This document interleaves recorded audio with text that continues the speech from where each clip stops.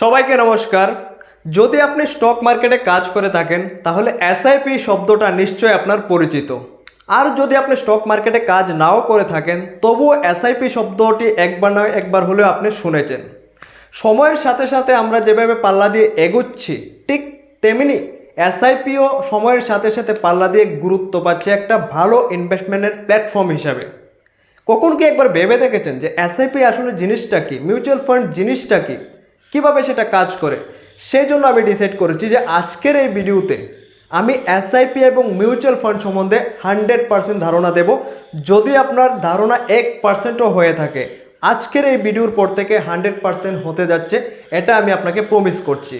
তো সবচেয়ে প্রথমে এসআইপি সম্বন্ধে কথা বলতে গেলে এসআইপির ফুল ফর্ম হচ্ছে সিস্টেমেটিক ইনভেস্টমেন্ট প্ল্যান, মানে সিস্টেমেটিকভাবে আপনি ইনভেস্টমেন্ট করে যাচ্ছেন সেটাকে এসআইপি বলা হয়। ঠিক আছে, আরও সোজা বাংলায় বলতে গেলে এসআইপি এমন একটি পদ্ধতি যেখানে আপনি প্রতি মাসে অল্প অল্প কিছু টাকা, কিছু ফান্ড মিউচুয়াল ফান্ডের মাধ্যমে বিনিয়োগ করে ভবিষ্যতের জন্য বড় একটা ফান্ড যাতে হাতে ওঠে সেই ব্যবস্থা করেন, সেটাকে এসআইপি বলা হয়। ঠিক আছে, আচ্ছা, তার চেয়েও সহজ বাংলা যদি আমি সহজভাবে যদি বোঝাতে চাই, রোহিত একটা আপনার গ্রামেরই একজন ছেলে, তার বাবা তাকে প্রতি মাসে 200 টাকা করে দিচ্ছে। সে কি করছে, সেটাকে নর্মালি সে ইনভেস্টমেন্ট করছে, গুল্লাকে জমা করছে। 5 বছর পর সে গুল্লাকটা ভাঙলো, কিন্তু যা তার হাতে এলো, সে যেই ফান্ডগুলো সে জমা করেছে, যে টাকাগুলো সে জমা করেছিল, সেই টাকাগুলোই তার হাতে এসছে, 1 টাকাও প্রফিট এখানে আসেনি।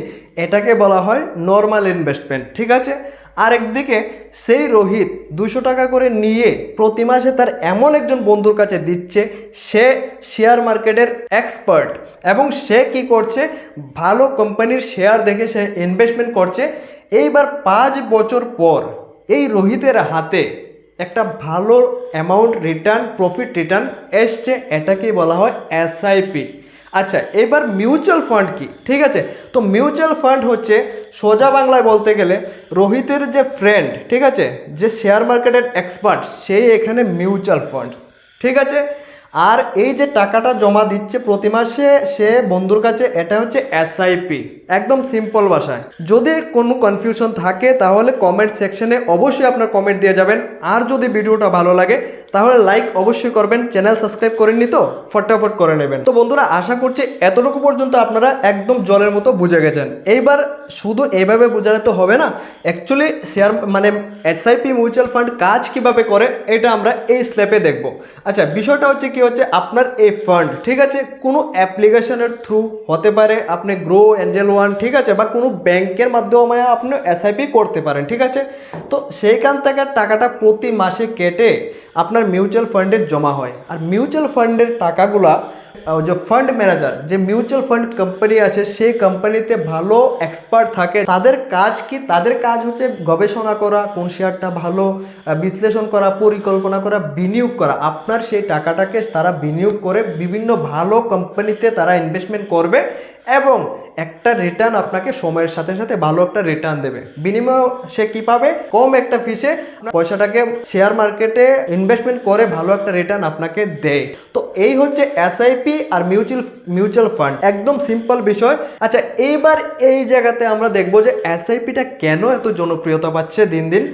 তার উদাহরণ হচ্ছে এই, ঠিক আছে, এইগুলো হচ্ছে এসআইপি ক্যালকুলেটর। আপনি মোবাইল অ্যাপ্লিকেশনে পেয়ে যাবেন, ক্রোম ব্রাউজারে পেয়ে যাবেন। এসআইপি ক্যালকুলেটর বলে চার্জ দেবেন, আপনার হাতে এসে যাবে। ঠিক আছে, তো এসআইপির ক্যালকুলেটর আমি আপনাকে দেখানোর চেষ্টা করছি যে মান্থলি যদি এসআইপির অ্যামাউন্ট আপনার 1000 টাকা হয় তাহলে সেটা আপনাকে 20 বছরে রিটার্ন দেবে কত? আপনার ইনভেস্টমেন্ট হবে 2.4 লাখ, মানে কি 2,40,000। ঠিক আছে, আপনার ইনভেস্টমেন্টের উপর যে প্রফিটটা আসবে, টোটাল আপনার অ্যামাউন্ট যা আসবে যে 15 লাখের উপর। ঠিক আছে, তো আপনার এখানে রিটার্ন আপনি দেখুন কত পার্সেন্ট রিটার্ন পাচ্ছেন। হয়তো আপনাকে কোনো ফিক্সড ডিপোজিট সেটা দেবে না, কোনো ব্যাংক আপনাকে দেবে না, সেই জন্য এসআইপি এত জনপ্রিয়।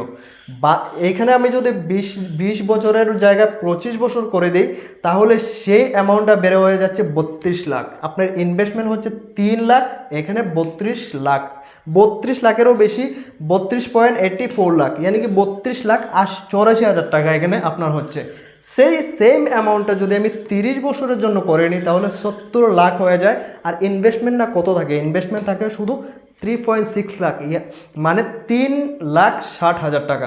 তাহলে 3,60,000 টাকা ইনভেস্টমেন্ট করে আপনার 70 লাখ টোটাল পেয়ে যাচ্ছেন। তো এসআইপি সেই জন্য এত জনপ্রিয়তা পাচ্ছে, ঠিক আছে।